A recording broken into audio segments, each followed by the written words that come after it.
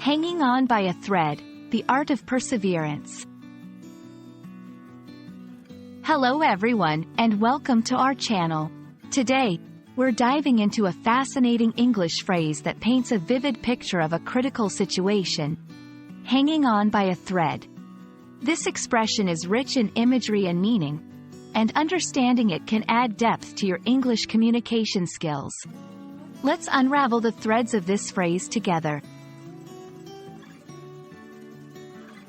The phrase, hanging on by a thread, is used to describe a situation that is extremely precarious or the condition of being very close to failure or disaster. It evokes the image of something being suspended by a very thin piece of string, suggesting that it could fall or fail at any moment. This metaphor is often applied to situations, relationships, or states that are on the verge of collapsing or ending. The origin of hanging on by a thread can be traced back to ancient literature and mythology. One famous reference is the story of Damocles, from the work of the Roman philosopher Cicero. Damocles was seated at a banquet with a sword hanging above his head, suspended by a single hair. This story symbolizes the peril and instability of fortune, perfectly capturing the essence of the phrase.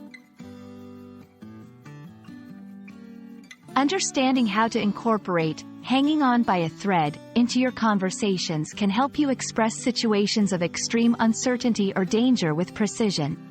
Here are some examples. After the scandal, his career was hanging on by a thread. Their marriage is hanging on by a thread. They might get a divorce soon. The team's hopes for the championship are hanging on by a thread after the loss of their star player. English is rich with expressions that convey the notion of precariousness. Here are a few similar phrases. On thin ice, in a risky position where one small mistake can cause disaster. On the edge, being in a situation where an outcome could go either way, often implying danger or failure. Teetering on the brink. Very close to a new, often bad, situation. Understanding phrases like, hanging on by a thread, not only enriches your vocabulary but also helps you grasp the nuances of English expression. It's a powerful way to describe situations of critical instability or imminent failure, adding drama and depth to your conversations. We hope this video has been enlightening and that you're now more confident in using this phrase in your English communications. Keep practicing, and until next time, keep hanging on to your language learning journey.